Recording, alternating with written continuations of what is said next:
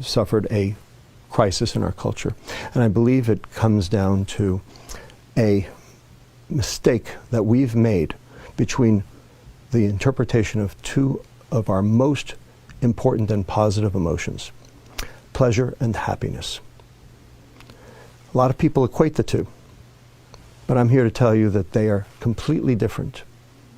A lot of people think they're exactly the same. In fact, on the internet you can find definitions that actually conflate and confuse the two. So what are the differences between pleasure and happiness? And I believe there are 7. Pleasure is short-lived, happiness is long-lived.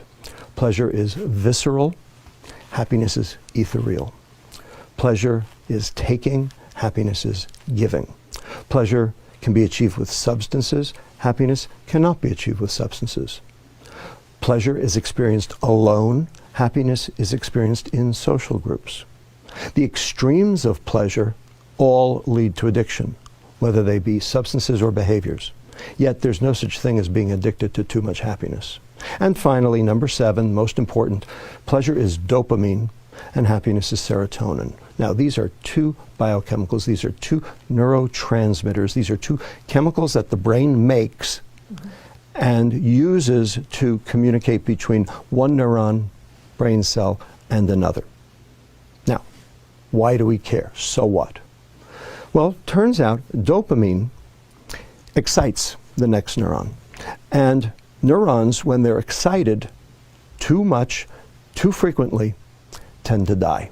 So the neuron has a defense mechanism against that. What it does is it reduces the number of receptors that are available to be stimulated in an attempt to try to mitigate the damage. When you say to be stimulated, you mean to be excited? To be excited, that's right.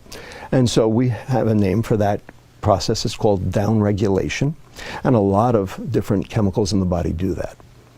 Now, you get a hit, you get a rush, the receptors go down. Next time, you need a bigger hit to get the same rush because there are fewer receptors to occupy. And you need a bigger hit, and a bigger hit, and a bigger hit, until finally taking a huge hit to get nothing. That's called tolerance. And then when the neurons start to die, that's called addiction. Serotonin, however, is inhibitory. It's not excitatory. It inhibits its receptor to provide contentment, to zen out, if you will. So you can't overdose the serotonin neuron. And what does it mean to inhibit a receptor? What it means is it binds, but it doesn't activate the process beyond the receptor. So what it does is it basically slows down those neurons instead of causing them to fire up. And so in doing so, you end up with the process of contentment, that feeling of one with the world, if you will, that thing we call happiness. Now, there's one thing that downregulates serotonin, dopamine. So the more pleasure you seek, the more unhappy you get. And Las Vegas, Madison Avenue, Wall Street, Silicon Valley, and Washington, D.C. have very specifically and in a coordinated fashion confused and conflated the term happiness with the term pleasure, so that you can buy happiness, so that they can sell you their junk.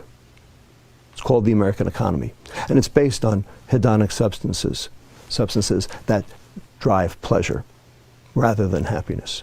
And in the process, we have become most decidedly unhappy.